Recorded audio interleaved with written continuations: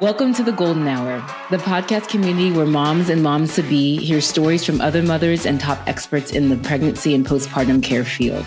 You can visit goldenhour.fm for more information, resources, and all other episodes. You can also find us at goldenhour.fm on Instagram for comments and questions. All right, everyone. Welcome to today's episode of The Golden Hour. I'm your host, Dr. O, and I am joined by a very special guest today. I have the honor of interviewing Molly Nourmand. Molly grew up in a small town in Michigan on Lake Erie, but she now has lived in Los Angeles for the past 20 years. She received a Master's of Art degree in counseling and psychology with an emphasis in depth psychology from Pacifica Graduate Institute. Additionally, she has training in Somatic Experiencing and specializes in Reproductive and Perinatal Psychotherapy. Molly is the founder and clinical director of Life After Birth, which is a team of psychotherapists who provide one-on-one couples and therapy and group therapy from preconception through parenthood. And she lives with her husband, 7-year-old daughter, and their cat.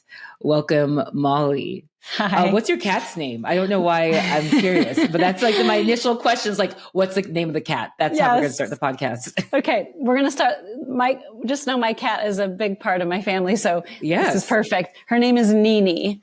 Oh, yeah. How'd you guys choose that name? My daughter chose the name. I don't know where she got it from, but she was about 3.5. It was the start of the pandemic and she was like, Nini, and it's perfect. Yeah, Nini, big part of the family. And therefore, Nini deserved a shout out just to start this all off. And I was sharing this with you even before we started recording. I'm going to say it again because I love being a fangirl. You know, maternal mental health was one of the biggest things that inspired this podcast. I found as a clinician, that was where I personally felt lacking, that even as a trained OB/GYN and with like a fair enough understanding of postpartum mood disorders, I always felt like that was the piece where I was dealing or caring for mom kind of deep in the trenches of understanding how her body was changing physically, mentally, emotionally, caring for a newborn, and really wanting to create like a safeguard around her, something to kind of lift her up. And so as I found myself kind of frustrated with the gaps in healthcare that are inevitably there, trying to get patients in with mental health providers and finding roadblocks, I just recognized that postpartum care and all the things included in it, it just can be better. And so it's nice to turn frustration into something productive. And I think maternal mental health is something that's becoming more and more in the spotlight. And so having you as a guest, like you were my inspiration for this all, even though we didn't know each other at the time, but really providers like you are doing such great work. And so I'm so grateful to have you today. I'm so excited to be here today. Thank you for having me. Yeah. I would love to just, if it's okay, I'd love to start with your own, experience, with your pregnancy or postpartum with your now 7-year-old, probably high energy, high sass daughter. What was that like for you, and how has that, if all, inspired the work that you do? Great question. Well, the birth of my daughter was definitely the impetus for me starting my company, Life After Birth. I had postpartum depression and anxiety after the birth of my daughter.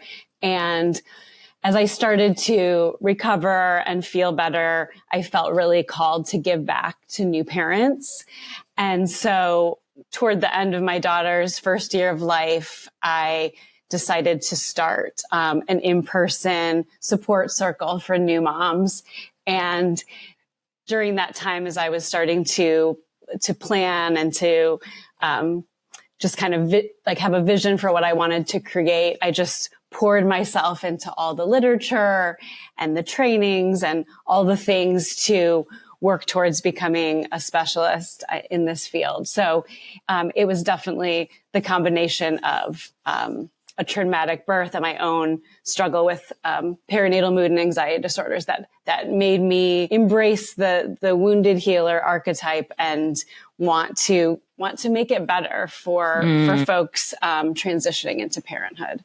Yeah, it's so powerful when something that can either be personally emotional or challenging can be turned into something productive. Like the fact that you took your own pain and struggles, and you were inspired to help other moms is, I mean, the epitome of altruism right there. And so that's so inspiring.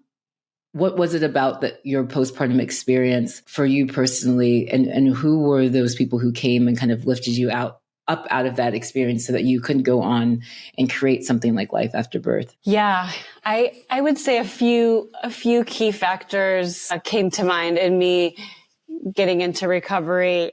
I would say one of my dear friends recommended a woman who became our nanny.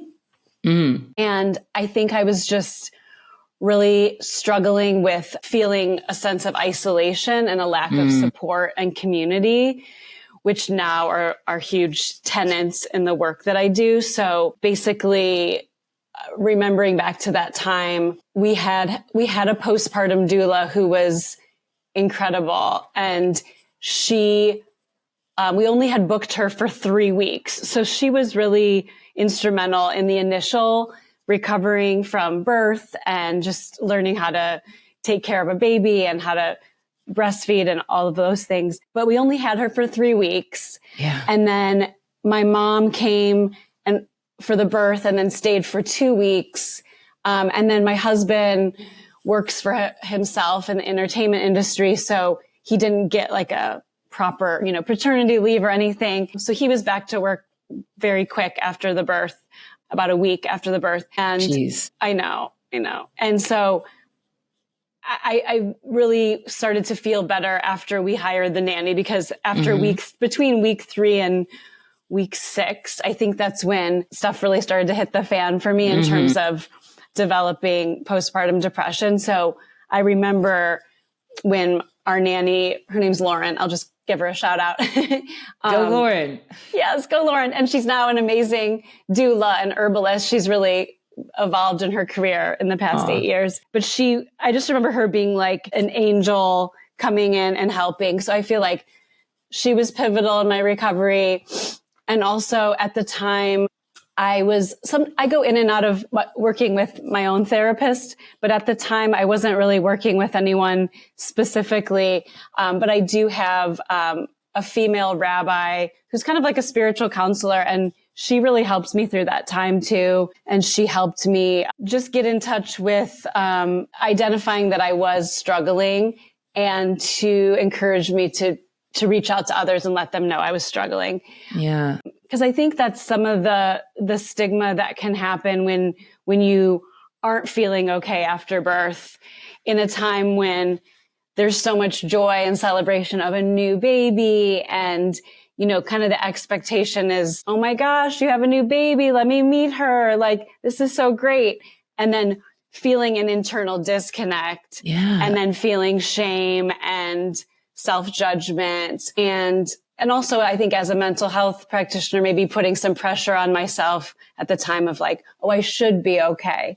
I have all the tools and I know all of the knowledge. Like, why am I struggling? So I think a big component of my healing was me to get honest with myself and be like, I am struggling. And how can I be honest with people and say, I'm not okay. I need help. I need support. So yes, I think some of those factors helped. And I know for me, sleep was a big factor. So we ended up hiring someone to help with nights a little bit in the first few months. And when I started to get a little more sleep, I started to feel my mood get better. And I also worked with a naturopath at that time who really helped me get revived from my birth recovery. And that helped. It's interesting because I was opposed at the time to Western medicine, like going on, an antidepressant. And now, I mean, it did help to work with a naturopath, but, I look back at my old version of myself and I was just like, why were you so opposed to taking medication? You know what I mean? Like, but I also have compassion for myself at that time, who was worried about any of the medication, getting to the breast milk. But it's just like, if I knew then what I know now, like I probably would have done things different, Yeah. So, yeah. Well, Molly, thank you so much for being so candid. I mean, I think that the humility it takes, not only as a person in the thick of it, to recognize that we inherently are sometimes so hard on ourselves. Like when I heard you say, like, I am a mental health specialist, like, why was this so hard for me? I hear my own voice in my head as an obstetrician gynecologist when I'm going through anything in the realm of women's health, and be like, but no, I should know better, right? Like some of my own anxieties about, starting a family is because I know so much. And I'm like, well, but I know a lot, and therefore I should keep myself safe, but I'm allowed to be anxious. And so even recognizing that those of us who are privileged by our own knowledge still go through this, I think hopefully, these are the stories that will inspire other women and just make them feel not necessarily so isolated and alone in the emotions that they're going through. I think something else that you said that comes up time and time again, and when I'm seeing all the beautiful and tired faces of the thousands of women I've been honored to care for, sharing this sense of isolation that they so commonly feel, and this juxtaposition of feeling like isolated and feeling sad, depressed, highly anxious, when the whole world is saying, but you should be so happy, you have a baby, and really feeling guilt when those two emotions like coexist. Can you talk more about that and how you help your clients kind of process that seeming conflict? Yeah. Well, like the first thing that comes to mind is normalizing. And I think I do a lot of that in my one-on-one sessions and my groups with new moms, is to say, even though, the culture and sometimes social media, certain aspects of it can say oh my gosh, but you have this baby. How could you be sad? How could you, have any of these negative feelings? I really try to normalize and say, no, like it's really hard. What you're feeling is so understandable. You just birthed a human and you're trying to learn a new job. And we all know it takes like at least 90 days to like adjust to a new job, And, so it's like those, the first 3 months are just so intense and so hard. And so, yes, I would say I try to normalize it. And I also try to do the intervention of the both and, like you can feel so joyful and so grateful, and you can feel so exhausted and resentful and irritable. Like both can be true, just to kind of, yes, cause it's so true. And I also wanted to mention, I work with a lot of folks who have gone on fertility journeys. Yes. And I do see the guilt compounded, because for those who have gone through any kind of IVF journey or, any kind of fertility journey, frankly, they put so much time, energy, love, money into getting this baby. And then they get it and they're like, this is so hard and I'm so tired. And then I feel so guilty for feeling this because I wanted this baby so bad. Like I shouldn't feel this way because I wanted this baby so bad, So I think it can just be extra with those who have a fertility journey. So I really see that a lot and try to say to them, yes, of course you wanted this baby so bad, and you're still allowed to have all these feelings that those of us who didn't have a fertility journey have. Like you're still allowed to have those feelings. So it's just kind of giving folks permission to feel what they're feeling, Feel your feels. Yes. Right. Yes. And giving them that space of grace and an understanding. I think that you said it perfectly. Oftentimes when I'm talking with my own patients, I'm not here to like undermine what they're feeling, but normalize it. Like I think in those one-on-one moments in my room, we do some group care, but not nearly as much as you. But oftentimes it's in one-on-one moments when that person just feels so utterly alone. And so just normalizing that you're not alone in this. And the goal of like podcast communities like this and conversations like this is just to like shout it from the rooftops that you're not alone. And we shouldn't kind of minimize and ignore how prevalent maternal mental health issues are. I think another thing that you said that we'll dive into is that adding that fertility piece, because that even like the preconception journey, it's a continuum, right? There's preconception, there's pregnancy, there's postpartum, and there's parenthood, and everything before and after. And so it's really just understanding that sometimes when patients come to that very first OB visit with me, where I thought, the assumption is that it's going to be high excitement, like first time we get to see our baby on an ultrasound, first time seeing the heartbeat. But oftentimes those patients are already coming in with maybe years worth of anxiety, years worth of pain, right? To get to that point of being able to finally conceive. While we're on that topic, there's so much. I don't even know if an hour is enough time with you. There's so much I hope we get to cover, but how do you approach clients who are in that preconception space when they're in that fertility journey? Because I know that life after birth, you guys really do truly provide such wraparound care, which is amazing. Yeah. So, it's interesting because I started this company based on, as I mentioned, my own challenges, in the postpartum portion. And so I named it Life After Birth. And as I've lived into this career for the past 7 years, I realized, there's so much more than the afterbirth, and that it's like, basically what I'm trying to say is I've expanded my offerings since beyond my own personal journey as I'm kind of, continue to educate myself on reproductive and perinatal mental health.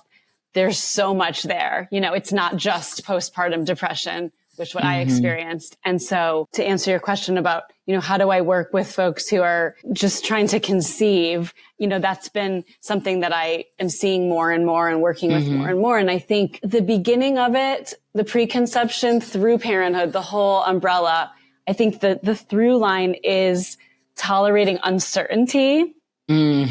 You're saying, you're just giving me chills. You're saying so many important words that I can't wait for women to hear. Continue. Thank you.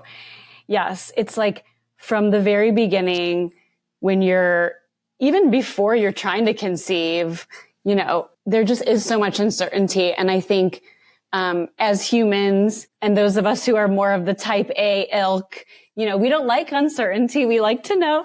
Yeah, we're both raising our hand. Yeah. We like to know. We like to plan. And I think what I found through my own,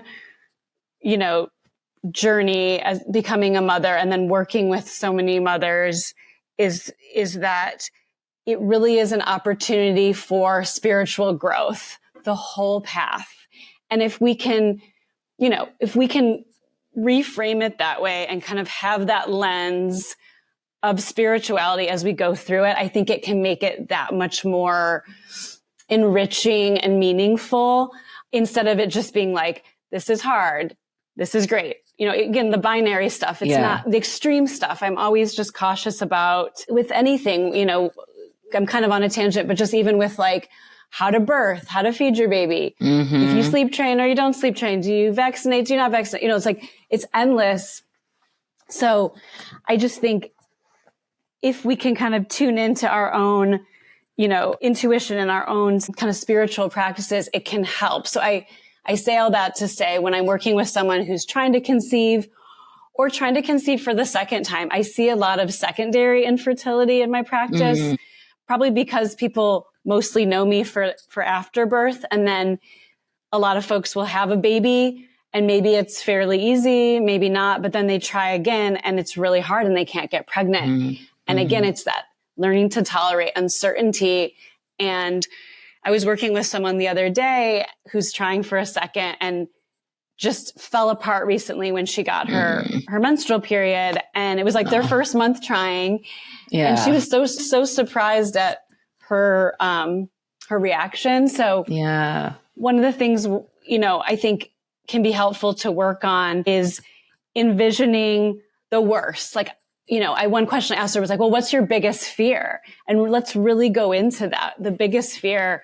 And then let's go into the opposite. Let's go into like, what's your vision for your family? What if you get what you want? Like, what if the second child does come in a timely manner? Like, let's explore both and really go into it so that whatever happens, you've like rehearsed for both the best and the worst case scenario and made peace with, or tried to make peace with like whatever the outcome is. So I do draw a lot on sprinkling in like spirituality and Buddhism. And I have a long resume of teaching yoga and meditation. So I think I try to work within my own, each client's own framework. I try not to impose my views on them, but I do try to encourage them to cultivate their own spiritual like grit, and to really see the journey of becoming a mother as an opportunity for more growth spiritually.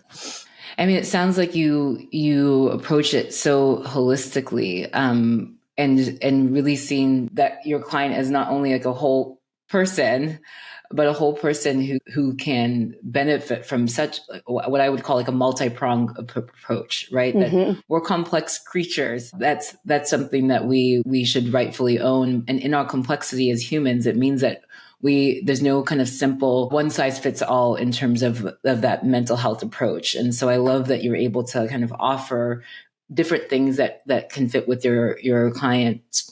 And something that you said that I really kind of glommed onto is just, and you saw my visceral reaction when you said just like kind of getting to terms with or being at peace with uncertainty. Like that's something that comes up so many times, time and time again, the uncertainty of, Dr. Nseo, we're coming in, we're finally ready to start a family. Like, how long is it going to take? I don't know.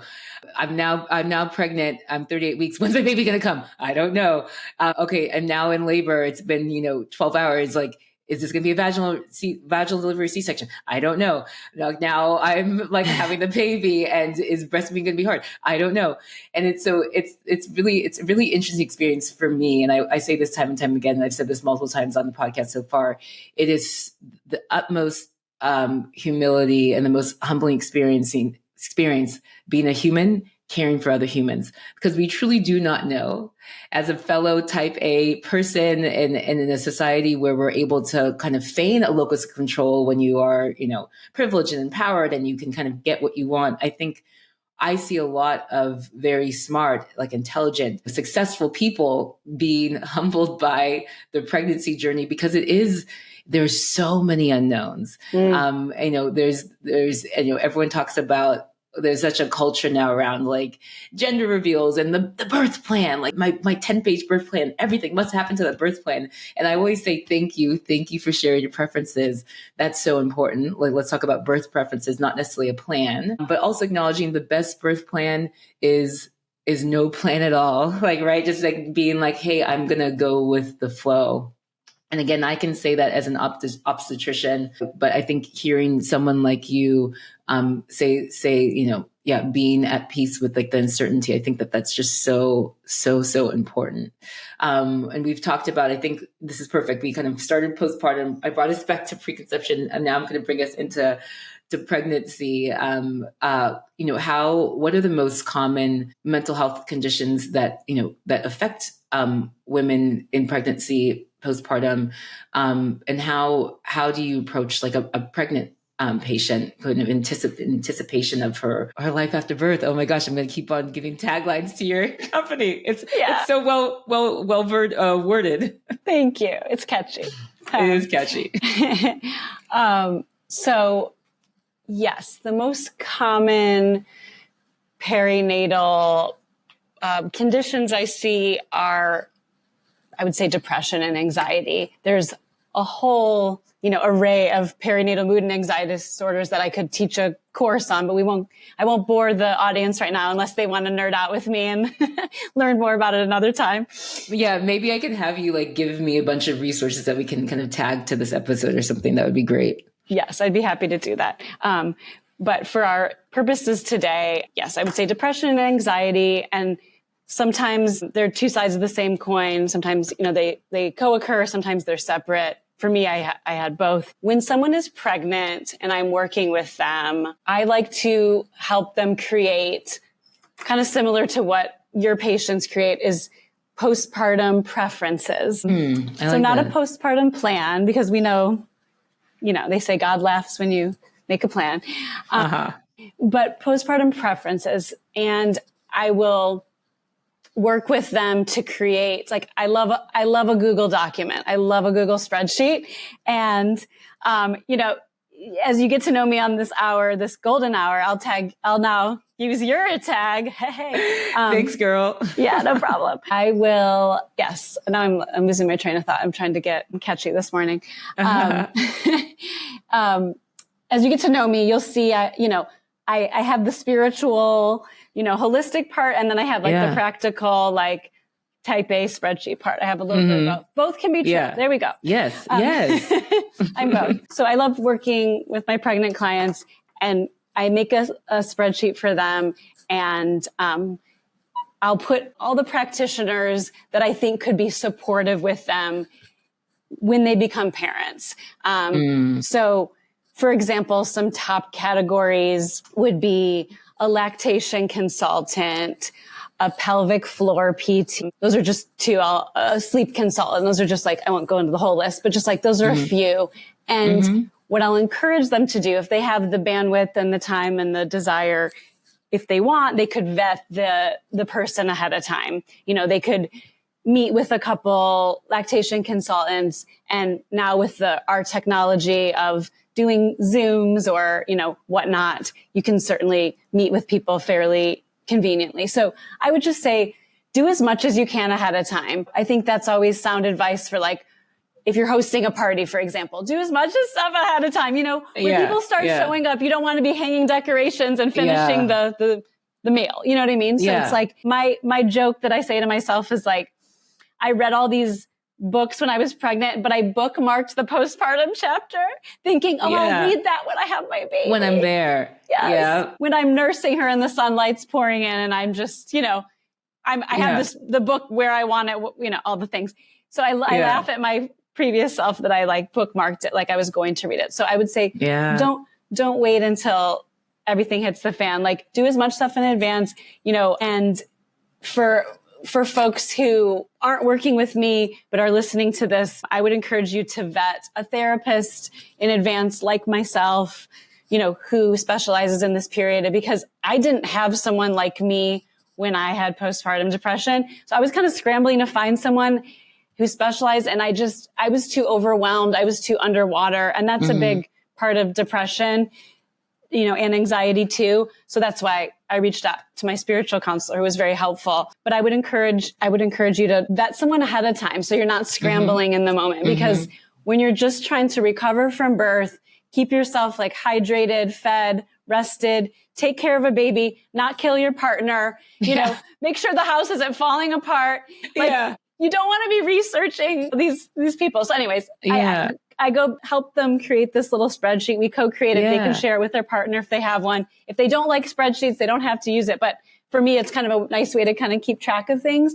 So I look at it as like prevention. Like, I love when people come to me when they're pregnant, because you can bolster the postpartum period. You can bolster the birth a little bit. And as you know, from being, you know, someone who ushers life into the world, you know, trauma can't always be prevented, but it can be mitigated. It can be a little bolstered. You know, there are things you can do to prepare for the birth and thereafter. So if you can work with someone pregnant, especially if you have risk factors for mental health conditions, I would recommend that. Even just meeting with someone a couple times and just kind of developing a little rapport. So if and when things go awry after birth and you're struggling mentally, you can just, you know, reach out to that person and book an appointment. You don't have to like find someone, do a consult, see if you like them, see if you can afford them, or if they take your insurance, or like whatever. Again, you just don't want to be doing that. You want to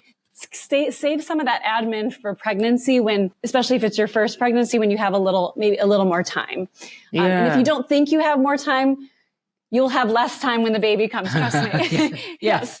Unless you have like a full staff, unless you're like, you know, Kim Kardashian or someone, I don't know. Like, maybe it's even hard for her too, but unless you're like you know, it's not real life. No, I mean, I think you said it. And again, you have so many buzzwords that like I'm cueing into that like are giving me chills, but you said preventative measures, right? In that you can't prevent, but being proactive can help mitigate kind of the degree of difficulty, degree of trauma. I think so much for me as a clinician, we literally have a part of healthcare called preventative healthcare, right?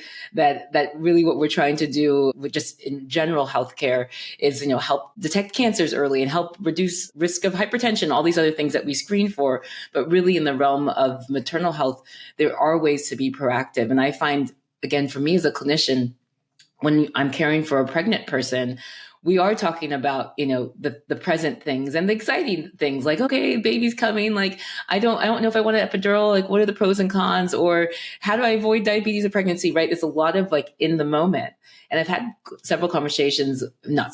many conversations with not only my own colleagues and those in the birthing community, but honestly with my clients and patients where, after the fact, recognizing, wow, we talked so much about pregnancy in pregnancy. We don't really get to like delve into or tap postpartum that much unless I have someone who's coming into pregnancy already with known risk factors, right? So if I know I have a mom who already had postpartum depression, anxiety in her prior pregnancy, or if I have a mom who already is dealing with any degree of mental health disorder, those are people who I inherently are talking about very early on. Hey, who is in your network? Who's in your village? Let's do some prep work.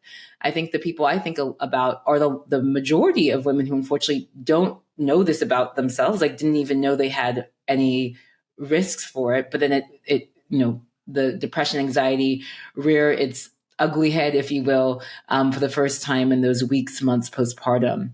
And so I kind of wonder, and I'm inspired by this conversation in terms of thinking about that postpartum toolkit, if you will, that postpartum. I'm totally OCD type A. Like, give me like my husband and I only talk on Google spreadsheets. Like we just communicate in our shared Google Docs, and we talk in person sometimes. No, I kid. But really creating like this toolkit ahead of time, right? Like we give, with the healthcare system I work with, we give our patients like a birth preference template, which is great. But man, what if we also gave them like a postpartum toolkit where it says like lactation concerns, here's our list of top people you go to. Pelvic floor concerns, these are the top people to go through. Mental health concerns, here's our top list. And also saying in that, sometimes you get this list and probably majority of my patients bookmark it. Like you were like, okay, thanks, but I don't think I need this. And they just like put that piece of paper, or, if it's an electronic medical record, just like kind of ignore it. But somehow the onus is on me and other those of us who work in the birth space to be like, no, this is preemptive. This is mitigating. Like, take this list and when I see you next visit, please tell me that you've called one person in each category on that list, right? Really ensuring that we're supporting our patients to create that village ahead of time. Because when you're in the thick of it, ooh, girl, when you're in the thick of it, it's dark. Like you can't see the light. You can't find the door handle to get yourself out to find these people.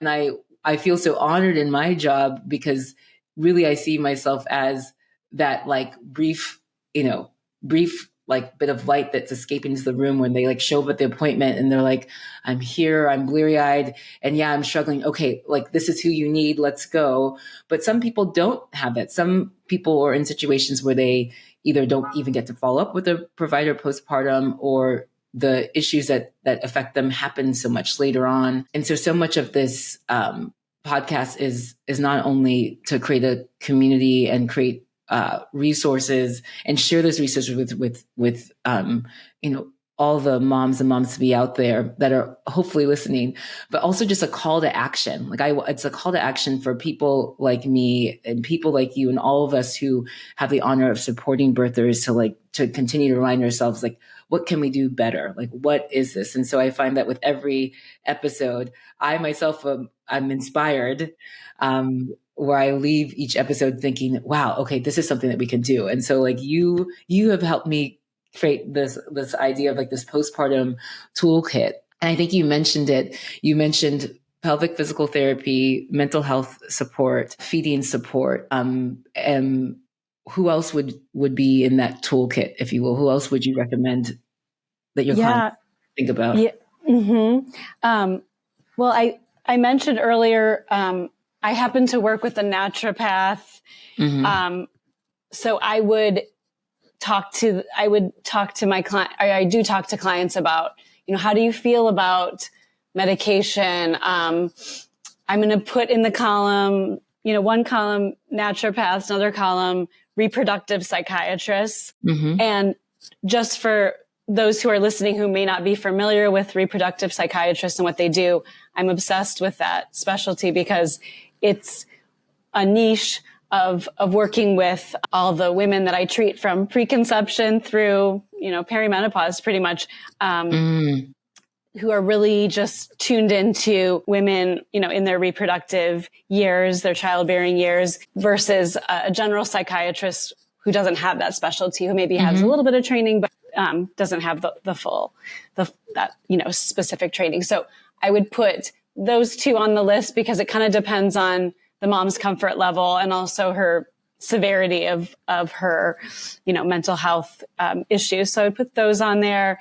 And then, I also think like body work can be really amazing. I would say that the ones that we mentioned are like lactation, sleep consult, pelvic floor PT, lactation, kind of like medication. I would say body work is great, but it would maybe be like secondary to those top ones. Okay. It's like, if you can do it, it's amazing. But I think like getting massage, chiropractic, acupuncture, that kind of stuff. I love all that kind of stuff, but I know it happens. It's also if resources allow to, or if they take your insurance. And then there's something else I was going to say. Hold on one sec. I think once, from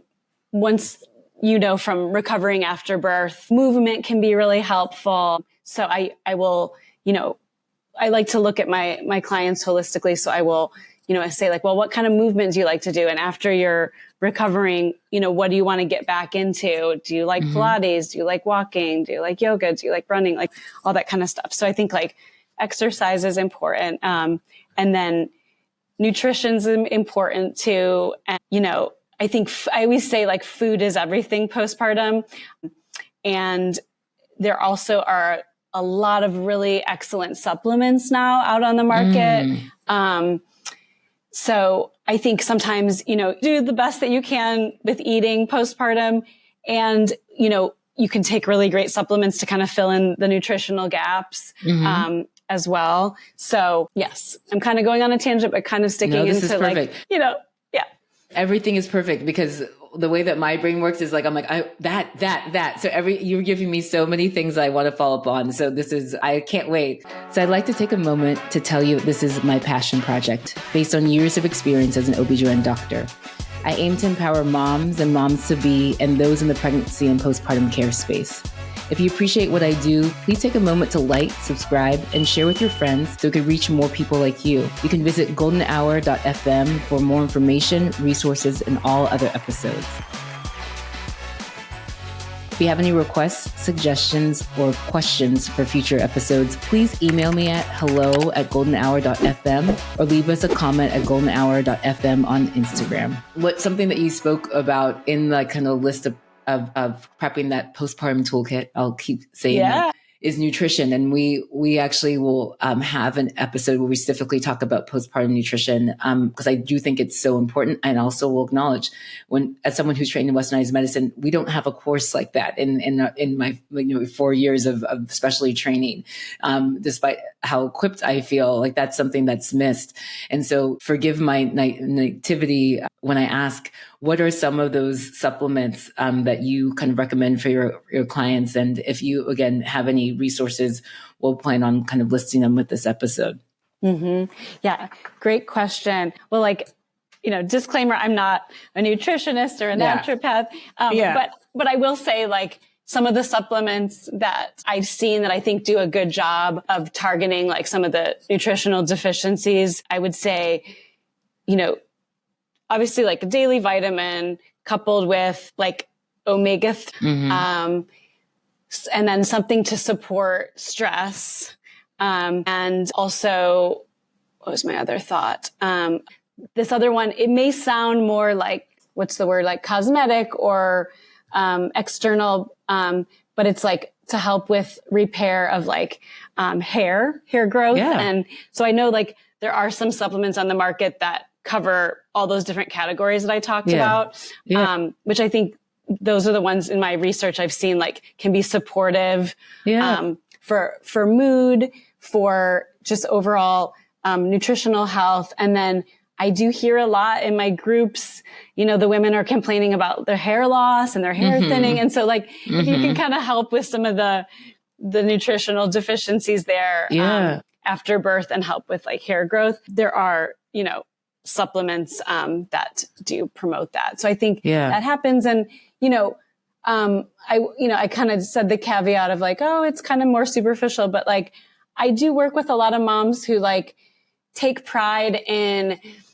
having their hair done and their nails done and like wanting to feel good on the outside so that they feel a little better on the inside. And I'm all for that. That's all valid. For that, you know? Yeah. And it's like, there are other moms that are like, oh gosh, I can't even think about brushing my teeth, let alone doing my hair. And I get that too. I get both, but I think there is something about like feeling really good, you know, when you have cared for yourself. And that can be sometimes really hard to find when you're caring for a new baby. But, you know, I see that a lot of just like, you know, women still wanting to like feel good about themselves after they have their baby. And, you know, and I respect that. Yeah, of course.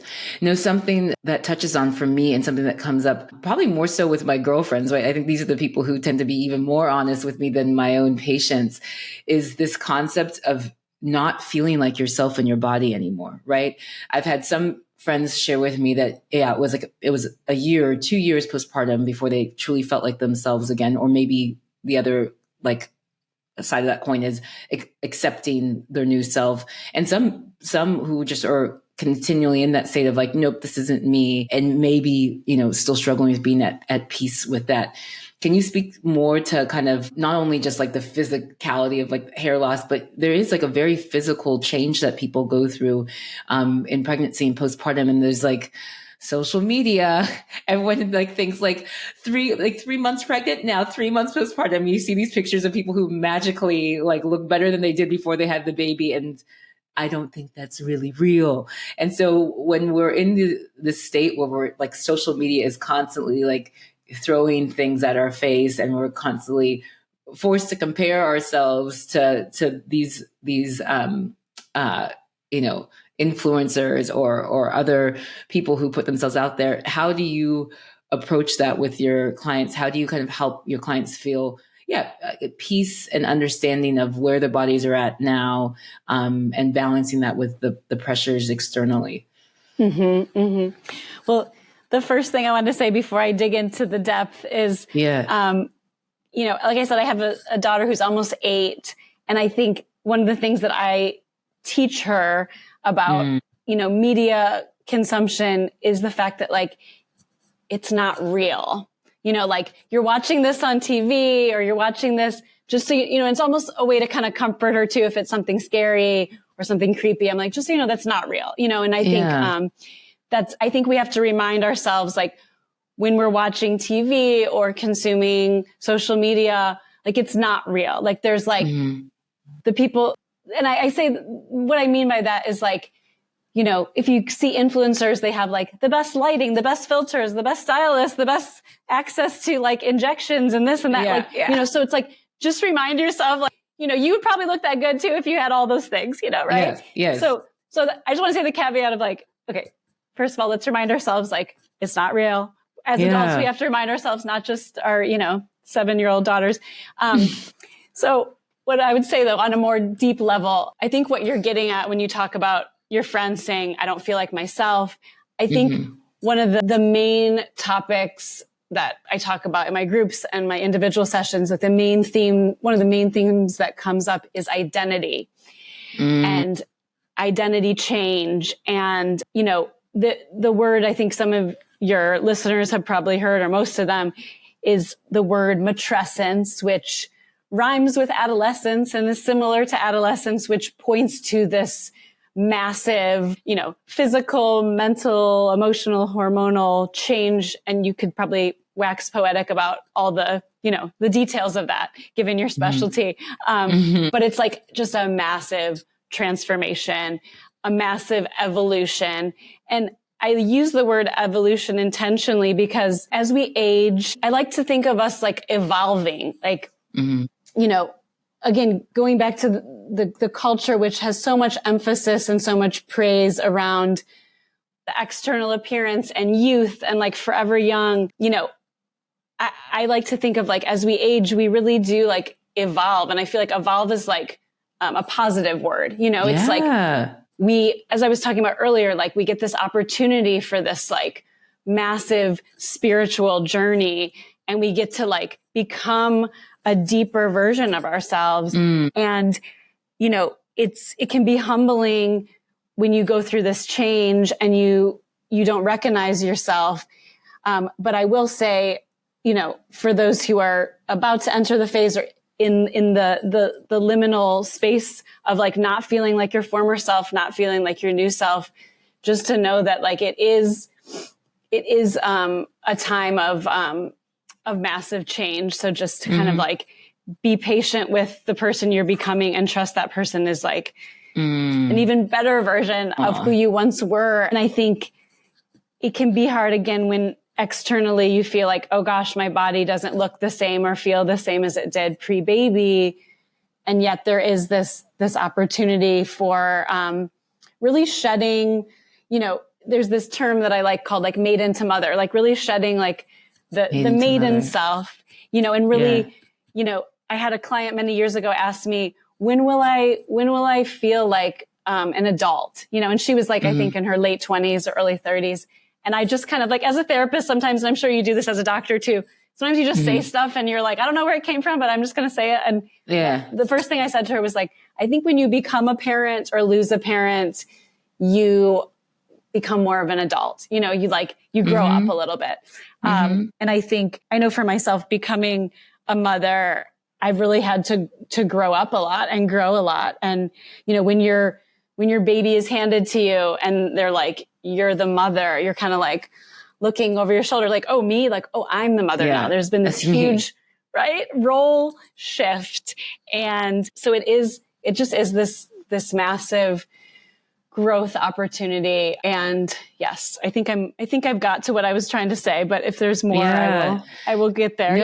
You said, you touched on all the points, and shared so eloquently in that sometimes when I find patients so surprised by what's happening to them, again, not only physically but emotionally in pregnancy and postpartum, in pregnancy, oftentimes coming in and sharing with me the normal aches and pains that I'm sure you recalled when you were pregnant with your daughter, 7+ years ago.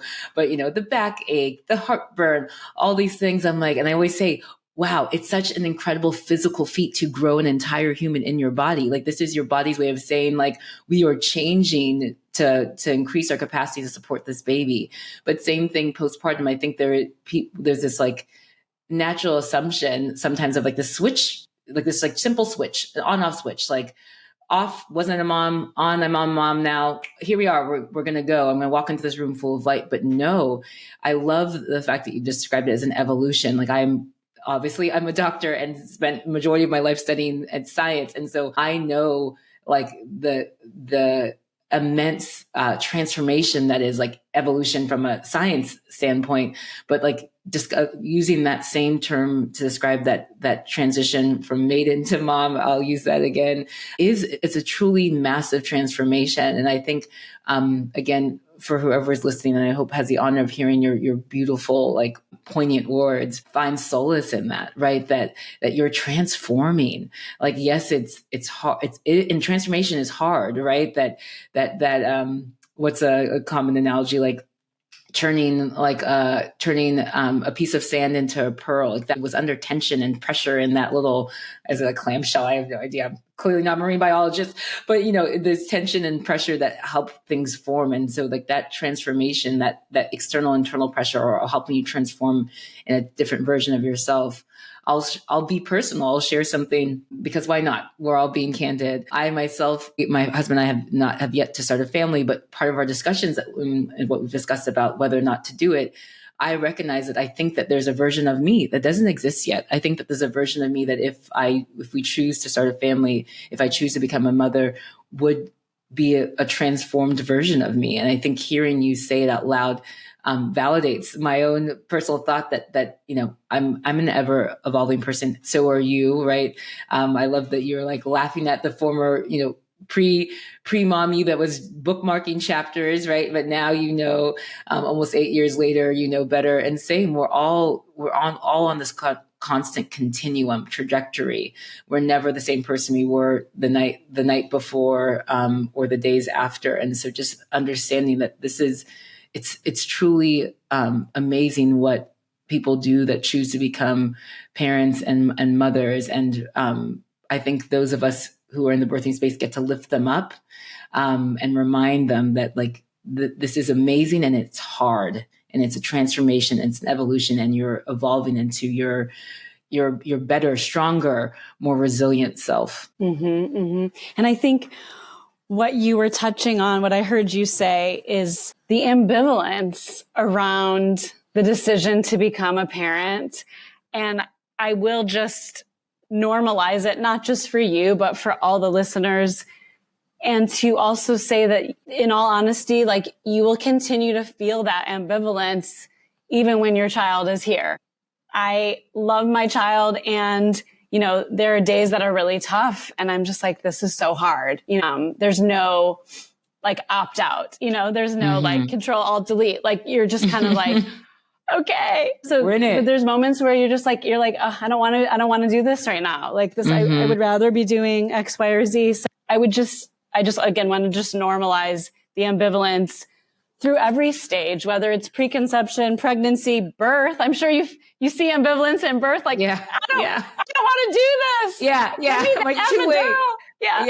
Yeah. Too late. So, and all kidding aside, sometimes a manifestation of postpartum depression is kind of I don't want to do this.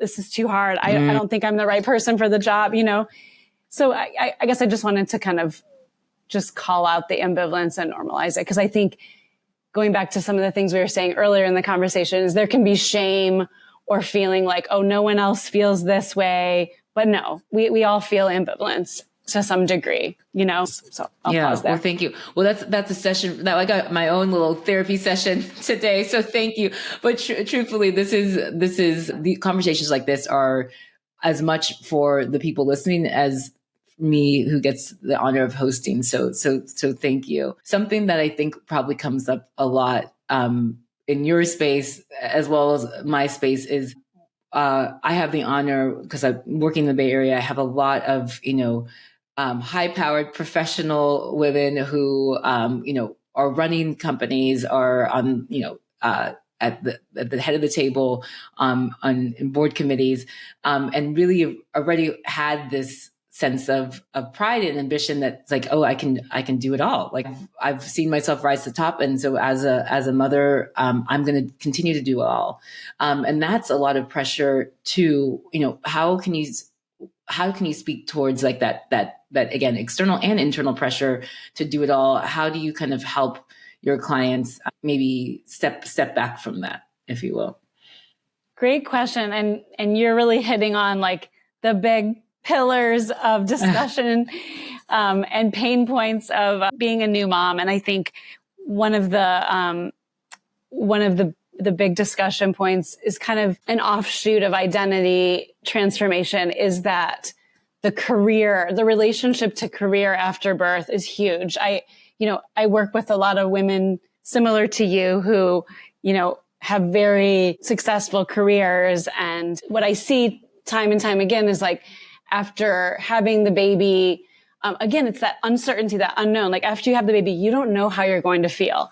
I see myriad branches when I work with different mothers. I see those who have the baby and they don't want to go back to work, but they have to, or they do want to go back to work, but then they feel bad that they want to go back to work because they feel like they should want to stay home with the baby, and I see everything in between. So to your question of doing it all, it reminds me of that quote that said you can have it all, but just not at the same time. I'm going to unpack that a little bit because there's a lot there. I will say there's this new, I'm going to call it like a movement because I feel like it is a movement. There's this woman, if you're on Instagram, her Instagram is Mother Untitled. And she has a forthcoming book called Power Pause that's coming out. I already pre-ordered it. I told you I'm a nerd with this kind of stuff. Yeah, I'm a nerd too. I'm taking notes right now, girl. Okay. January 2025. I just love, anyways. I haven't read the book yet, but my understanding of her, what she's putting forth is for those who have the privilege to take career pauses, she is promoting that. If that's what you want, again, it's so different and so specific, but if that's what you want, if you really feel like, oh my gosh, I want to focus on my family for like the first few years of my child or children's lives, like she's promoting that, you know? So I love that option. There's also the option for those who want to or have to just kind of continuing on their career trajectory. Then what I see and what I help clients do is like really creating that village to support them so that they can keep soaring. And so really just, you know, enlisting all the support, having the partner help out, getting family or hiring people to really just bolster you as you continue on your path. Or there's like, you know, can be like an opportunity to shift careers for some, you know, for me, I was working in drug and alcohol treatment centers, which I loved. And after I had my daughter, I pivoted and went into the, you know, perinatal mental health field. And, I'll just speak for myself, like, everyone's different, but for me, I'm what I would say is more of the lead parent between my husband and I have my own company and I have flexibility in my career. So I think that's how I'm personally able to do it, is that I have flexibility. So I think that's one kind of way to be able to like do it all is maybe like a big phrase, but like to be able to like do both, you know, to be able to feel like I can still be involved in my daughter's, you know, childhood and her school and all the things and still, you know, grow in my career. But it's hard. I will say it's really hard. And it's, I touched on this earlier, but like I'm trying to create what I wish I would have had, early on in my,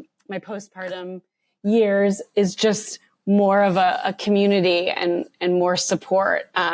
Because I think it's like we aren't meant to do this in a vacuum. And, we really saw the negative effects during the pandemic of the isolation. And I mean, I held space for a lot of new parents that became mothers and fathers during the pandemic. And it was just extra hard, you know, just, there were pros and cons to everything during that time. But I did see the isolation and the cutoff of support, like being really detrimental. Yeah. It was exacerbated. Yeah. And I think something that we kept on using the phrase village. I think any of us who work in the birthing space always refer to village or the village. It's come up several times on the podcast episodes before, because it's true, that concept. And I'll reiterate, that's how we were meant to birth and support one another, right? That weren't living in sky rises and different cities, miles and miles apart. You grew up in a village of women, of aunties, of cousins, of best friends that all, you know, you saw birth before you got to birth. You saw breastfeeding before you had to breastfeed. And those same people were there to support you.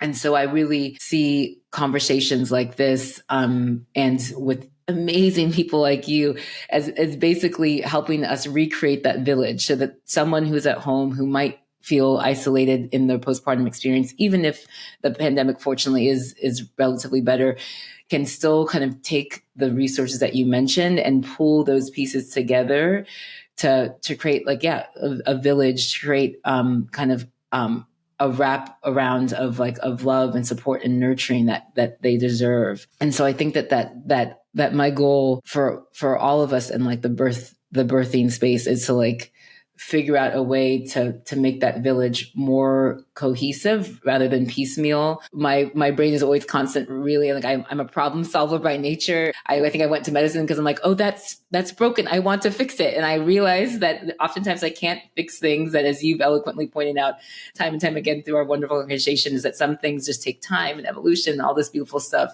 But I do think that there's definitely, again, a call to action for all of us who feel moved and impassioned by this work to kind of continue to invest and innovate in how we can improve birth care, but in pre-pregnancy, in pregnancy, and postpartum. But thank you for kind of giving your own insights and hints to, I'll put it in quotes, the do it all, if you will. Any other thoughts kind of around that topic that you wanted to share? Yeah. I mean, I think just what was coming to mind as you were talking is like that I think there can be a cost to doing it all. And unfortunately, some women just don't have the choice. They have some, but there can be, I see like sometime a shadow or like a tax of like kind of when the woman is like more of like the superwoman or superhuman, trying to like do it all. Like, yeah, you can, but like, I think it can take a toll on our health sometimes, like mental and physical, just like, the more I learn about just like women's health is like, and maybe this is just like obvious, but it's just like that stress is just so terrible for our health. And, and so we all know that. But then we just like keep pushing through. But, I just see so much like burnout and then like sometimes failed marriages, or like maybe failed isn't the right word to use. Maybe just, marriages not working out. But like, there's just sometimes a cost to like trying to do too much. But I think it's easy to get caught up in the pace of the world that we live in. But I know for myself, when I start to feel like the pace of life getting too fast, instead of like trying to keep up with it, I will try to radically do things to just slow down. Yep. So those are just some other thoughts I have about doing it all. So well said. I think it's an unfair ask to do it all. And I think you pointed out that some people have no choice in it just because of like the nature of their financial circumstances, or I have the honor of caring for a lot of single parent by choice. And so you truly do have to do it all. But the do it all it doesn't mean it's a singular person. And again, that just a reminder that no matter kind of what decisions and options you have, bring people in. Don't be alone. Like just you really truly need that village. I'm loving our talk so far. I also want to be mindful of your time, and so I'd love to hear more as we kind of wrap up this episode. I'd love to hear more about life after birth, the work that you're doing, what you're excited about, what you'd love to tell the audience about your like incredible endeavor. Yeah. And thank you. I will say, I feel grateful that right now in my life, I still feel really passionate about supporting this population. And as I mentioned earlier, through my own trauma and wounds, like I chose to give back, and I feel like it's, been 7 years and I still have the passion for it. So I'm grateful for that. I'm grateful that I have found work that I love to do. And I'm grateful for you. I'm grateful for people like you. Oh, thank you. And I feel like I'm just trying to distill my thoughts here. Let's see.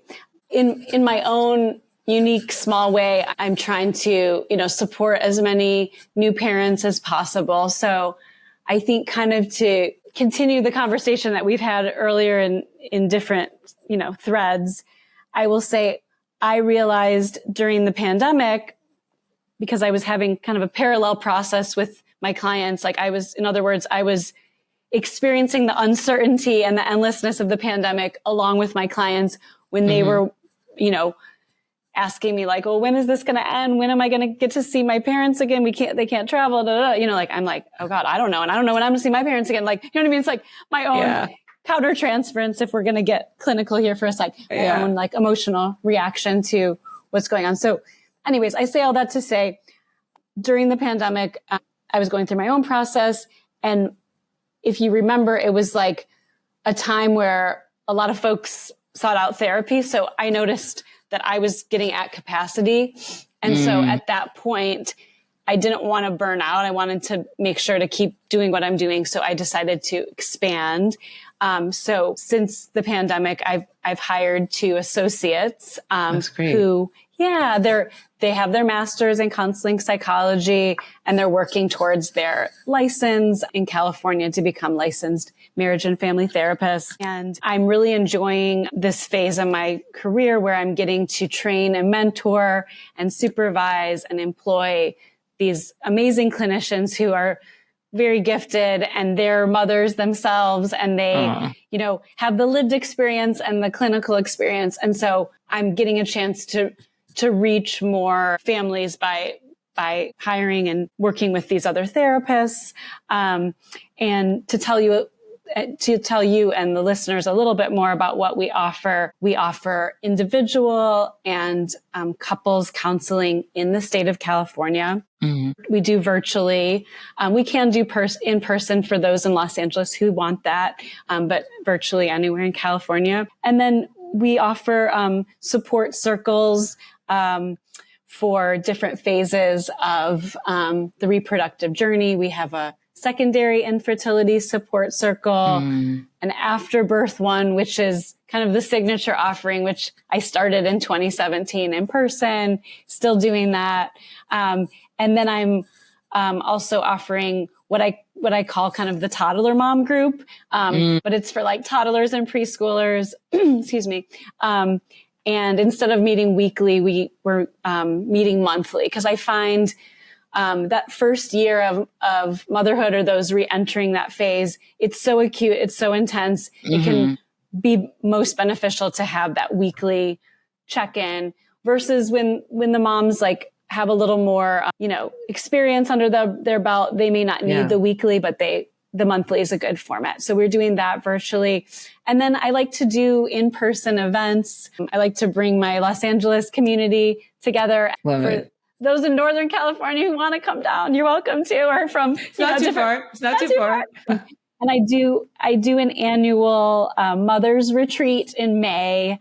And I really like to bring in, some of my background of like yoga and healing, and bring together different practitioners. So I do like an in-person event in May. So those are some things that we offer. And then one thing I'm excited about is I'm taking just the knowledge that I've like accumulated personally and professionally to create more resources and more an ability for folks to get access to the vetted practitioners I work with. So I'm working on creating a membership so folks from anywhere could join and really get access to these like resources that I've put a lot of effort into. Postpartum toolkit. Yeah. That's exactly what it is. You've done it. I love it.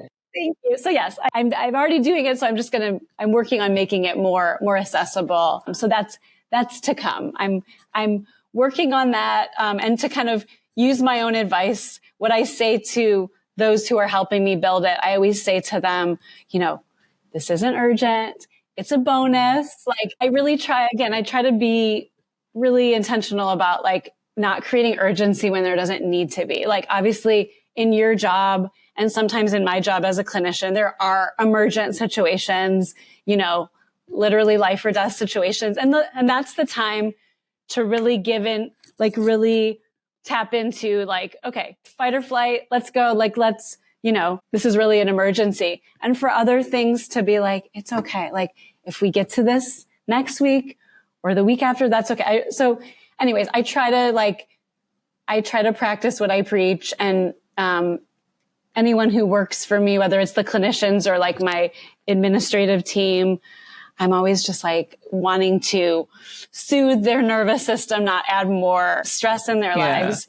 So, because I just really think we need more of that, Yeah. I mean, firstly, I already knew this, and I'm glad that everyone else can now hear just like the incredible work that you're doing and the dedication that you have to a population of people that I hold dearly to my heart, let alone like the mentorship, bringing, two people in who will again pay it forward in their own way in the years to come. So that's just so beautiful. And so we'll make sure you and I will connect. And so I'll make sure that, all those resources, specifically Life After Birth, we'll make sure to share that linked with the episode. Something that I'm also hearing is you're describing kind of bringing cortisol levels down as you approach anything in life. And I agree. That's one of the things that is the most tangible for me when I go on vacation is I think not only as a clinician, but truly once I became more and more in depth to myself, not only mentally, but spiritually, is I literally could feel like the lowering of the cortisol levels. And so I think for all of us who are fortunate enough to even have the privilege of taking time off, whether it's a weekend or a week's vacation, is like being cognizant of like, okay, this is me at a low cortisol level. And I find myself intentionally when I come back to my normal crazy, life of, overnight call shifts and, middle of the night deliveries and emergencies, is doing as much as I can to reset that cortisol level of like, okay, I just did that emergency surgery, but let's bring it on down. And so we all are doing that work together. And we, I want to acknowledge that, those of us in the state of California are very lucky to be able to access you and your team virtually. And if you're so lucky to be in SoCal, Southern California, to do it in person. I was thinking my mom was in Southern California. I was like, well, maybe I'll visit her in May and just stop by your retreat just for fun and say, hey. For sure. Yes. And just to interject, sorry, I didn't specify this earlier. The groups that I offer virtually, you can join from anywhere. That's great. Any state, any country, frankly, you could join. We mostly have folks from California because that's more where I'm known, but we have people mostly we have people sometimes in other parts of the United States, which is kind of cool. I love it. Yeah. Okay. Everyone who's listening, come on through. Yes. No limitations. Yes. Oh, I love that. That makes me even more happy. Yes. And part of what I was saying and acknowledging is that I always want to acknowledge that I'm sitting in a space of privilege. I have the privilege of my own career, which brings me in contact with amazing people like you. There's probably some degree of privilege of being able to have the time to listen to an hour plus long podcast. But that being said, there are people who are not necessarily as fortunate to have access to either a great OB provider or a great mental health specialist. And so I want to take a couple steps back. If someone was, on their own, maybe weeks or months after having the baby and just weren't aware of these resources and weren't aware of these conditions that we talked about, what are some of the kind of early signs of postpartum depression, anxiety that might help a mom who to take action and reach out to her OB or, reach out to a rabbi or, someone in the community just as a check-in to help them take those first couple of steps? Mm-hmm. Yeah. Great question. Well, I'll quickly just clarify. I know you know this, but for listeners, the baby blues, the term is thrown around a lot. And just to clarify, that it's normal to feel, a lot of ups and downs emotionally the first 2 weeks after you have a baby. It's when symptoms don't resolve on their own after 2 weeks, or they start after the 2 weeks, or they get worse. That's when you want to keep your antenna up. So just to kind of normalize those first 2 weeks after birth, which makes so much sense. It's like you just birthed a human, your hormones are all over the place. You know, you're adjusting to this new role. You're trying to learn to feed. You're running on little sleep, all the things. So just to know, first step is beyond the 2 weeks, how's your mental health? Are you sleeping less or more than you normally would? How's your level of functioning? Are you, crying endlessly? Are you anxious around the clock? And it's just kind of think of a more exaggerated version of kind of what you would logically expect, just taking care of a new baby. Of course, I want to say that when you first have a baby, it's the most precious jewel you've ever been given. So like, of course, you're going to be a little bit hypervigilant. You're going to like want to check on it. You might not want to leave it alone. You want to like look, stare at it. However, if you're just kind of not able to sleep because you can't, part from your baby and you're just constantly checking on them, like it's kind of like a more magnified version of what you would expect. Like if you're like a little overwhelmed and like, crying about things like here and there, like I think that's understandable. That's to be expected. But if it's just like you can't get out of bed and you don't have any interest in the baby, like you may want to like harm yourself. Like, those are some of the kind of bigger signs of something going wrong. Yeah. Thank you. Yeah, that's really helpful. I've said it time and time again. My hope is that this is a resource that I feel like I am pioneering against, I'll put in quotes, traditional social media, AKA like TikTok and Instagram, that might be putting out, not fully correct information. And so I hope that people can take the time to hear directly from such a well-vetted resource like yourself, and just help kind of, keep themselves safe in that way. Yeah. Were you about to say something? I was going to say one more thing, just like, and you don't have, I guess I was going to say, like, if you're not sure, if you're like, okay, I'm kind of crying a lot, but I don't know if this is normal, like reach out, like try to get past the shame and the stigma. And I think, to your point of who to reach out to, I think, reach out to your OB, reach out to your pediatrician, like start with those points if you're not like dialed into, having the luxury of already having vetted like full spreadsheet of all the different providers, like just, tell, I would say those are good contact points. It's like OB or pediatrician, like even though the pediatrician's caring for the baby, I think nowadays they're a little more well-versed into like, flagging when things are going on. So you could always just be like, is this normal? Like, do you have a therapist recommendation? Like, I think I need to talk to someone, so just don't hesitate. It's better to be safe than sorry if you're not sure. Agreed. Totally agreed. Yet again, you're doing such a beautiful job of just normalizing it and making sure that just reaching out, that's the first step. Yes. Okay. As we close, we are well over an hour, but that's just because there's so much to talk about. And I think we've covered so much, and probably there's more. And spoiler alert, I'll probably ask you back for a future episode. But as we wrap things up, Molly, anything else that you feel like eager or impassioned to share for those who have the honor of listening? I'm going to pause for a second, just kind of think if there's anything else.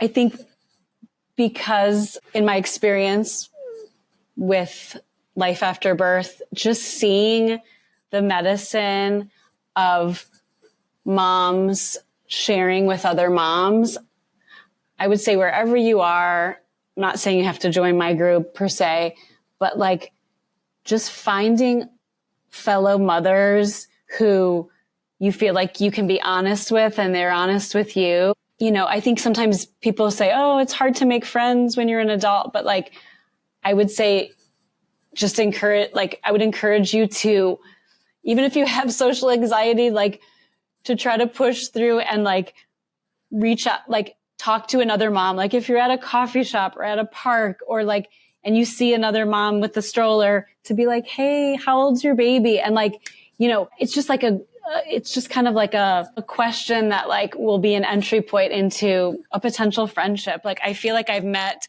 so many incredible women since I become a mom, and I just kind of have a whole new social network because of it. So, and I would say I'm more of an introvert. I'm more of a bubbly introvert, but I'm more introverted. But I've met a few people that are my friends now by me being like, hey, how old's your baby? What's your baby's name? Like, because so wherever you are, just like, I can't encourage you enough to connect with other moms. And there are a lot of like, moms groups out there or like meetups or like I said, even just the park or a coffee shop, like just kind of something local that you can like frequent regularly and just like meet people and see people. I think that's just kind of one of my biggest, like simple advice tips, because I just think that's what I've seen to be the most healing beyond anything else is just like the medicine of like having other moms. Like I feel like when I watch my group and kind of just sit back, I see them just like supporting each other and loving each other and taking care of each other. And just to end with a fun tagline, I created merch this past year, and the phrase for the merch is mother each other. That's beautiful. And thank you. I just feel like we all need more of it, just to kind of like take care of each other more and be kind to each other. And I get to witness that in the groups, and it's such a beautiful thing. And I know it's not unique to just my groups. I know like the magic of women supporting women. Like it's just so beautiful. And so I think, sometimes it takes the vulnerability to be the one that like starts the conversation or gives someone a compliment, or shares something vulnerable. And then, sometimes it's a dead end. Maybe you won't connect with someone, but then maybe the next person you talk to could be like a new friend of yours, Yeah. So anyways, that's just my little soapbox.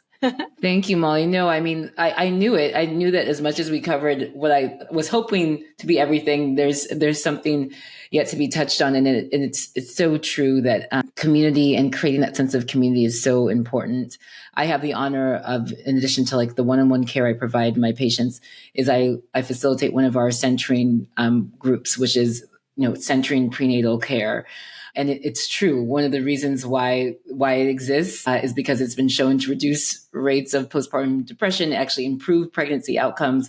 But for me as a clinician, it's my favorite way of giving care, because to be able to sit back and watch community organically form is awe-inspiring. Like I still remember one of my groups who have had, I cared for them maybe 2 years ago, because I think they're all in their second kiddo now. Their first children are like friends. Like the moms are friends, and now their children are like best friends. And like that's organic. That's beautiful. And so I agree for anyone who's listening, make a friend. It's hard making friends when we're adults, but just taking that brave step and smiling and introducing yourself and slowly creating again that village, to go back to that term that we've used, village, community, whatever that looks like for you. Molly, I feel so grateful for you. I've learned so much. I know everyone listening has learned so much. I'm just, to use a phrase I've used before, just awe-inspired.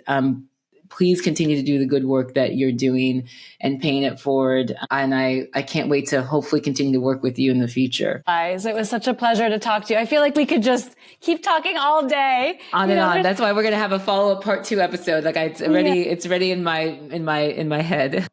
Well, thank you for the work that you do in the world and for putting all the effort into starting this podcast. I feel like you're, helping educate and inspire and connect, those who are on this journey. So thanks for doing what you do. Thanks for having me. Thank you, Molly. Thank you very much for listening to The Golden Hour, the podcast community where moms and moms-to-be can hear stories from other mothers and learn from top experts in pregnancy and postpartum care. If you enjoyed this episode, please take a moment to like, subscribe, and share with your friends so we can reach more people like you. You can visit goldenhour.fm for more information, resources, and all other episodes. If you have any requests, questions, or suggestions for future episodes, please email me at hello@goldenhour.fm or leave us a comment at goldenhour.fm on Instagram. Looking forward to seeing you in the next episode. Until then, stay golden.